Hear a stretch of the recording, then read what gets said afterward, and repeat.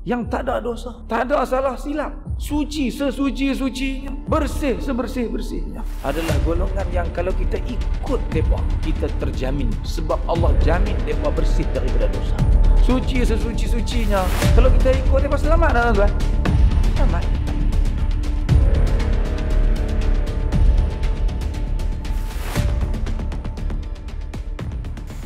Assalamualaikum warahmatullahi wabarakatuh. Allahumma salli ala Muhammad wa ali Muhammad. Pada hari ini kita akan membuktikan pembohongan Abdullah Din yang dilontarkan terhadap Syiah berkenaan Ahlul Bait dalam satu ceramahnya. Pernyataan masalah di sini ialah, siapakah Ahlul Bait? Apakah isteri Nabi termasuk dalam golongan Ahlul Bait? Dan apakah maksud ikut Ahlul Bait? Jadi kita orang Ahlu Sunnah wal Jamaah ni, kita berbeza kefahaman kita dengan Syiah. Kita bagi kita bila sebut Ahlul Bait, isteri Nabi Ahlul Bait. Ingat tuan-tuan? Isteri Nabi, dia tak, isteri Nabi bukan Ahlul Bait. Ahlul Bait ialah Fatimah, Ali, Hasan, Husain, campur lagi lah keturunan Sayyidina Husain yang dia pilih. Ada 9 orang lagi, mencukupkan jumlah mereka jadi 12 orang. Kita orang Ahlu Sunnah wal Jamaah, kita kata mana boleh kata lagu tu isteri Nabi Ahlul Bait.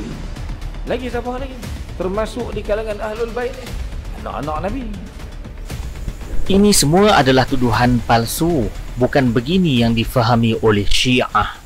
Ahlul Bait yang dimaksud ialah makna am dan makna khas.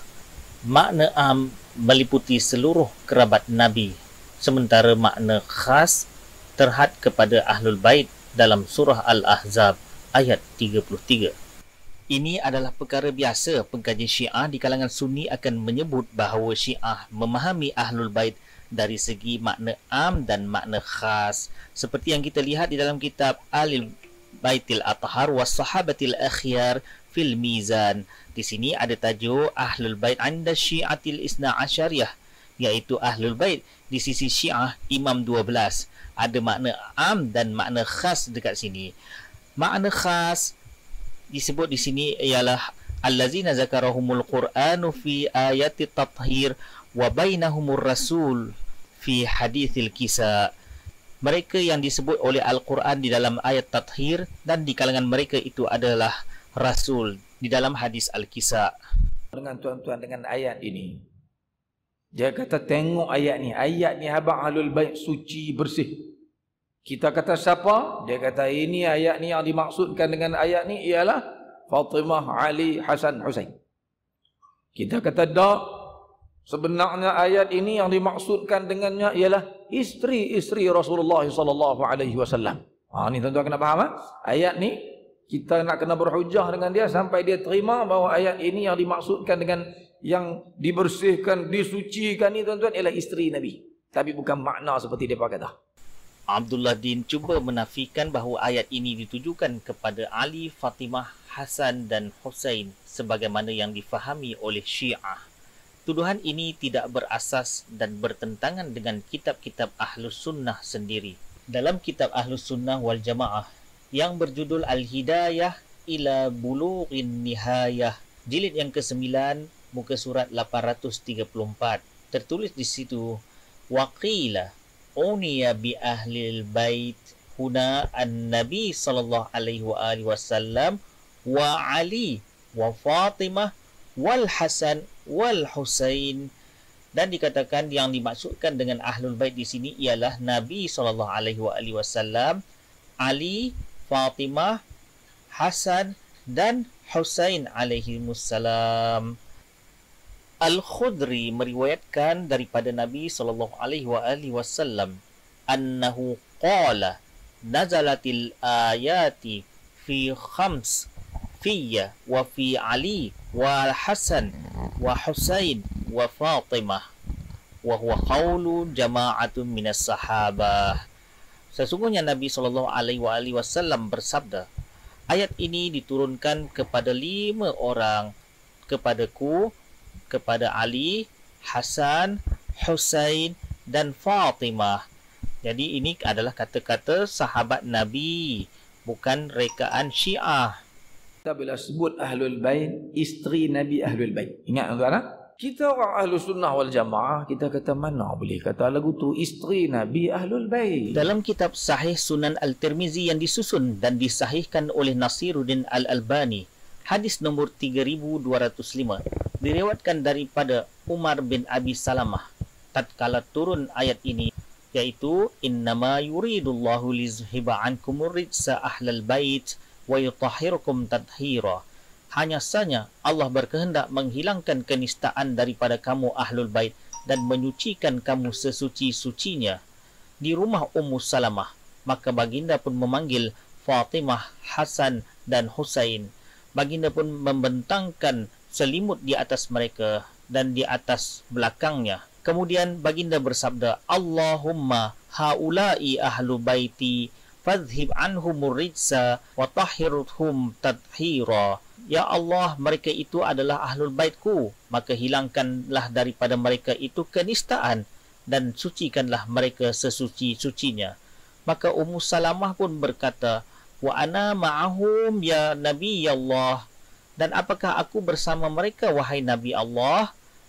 Qala, baginda pun bersabda, anti ala makaniki, engkau berada di tempatmu, wa anti ala khair, dan engkau baik-baik saja. Hadis sahih. Justru itu Nabi tidak memasukkan isteri baginda ke dalam Ahlul Bait, khususnya dalam surah Al-Ahzab ayat 33 ini. Justru itu isteri Nabi tidak termasuk dalam ayat ini seperti yang didakwa oleh Abdullah Din.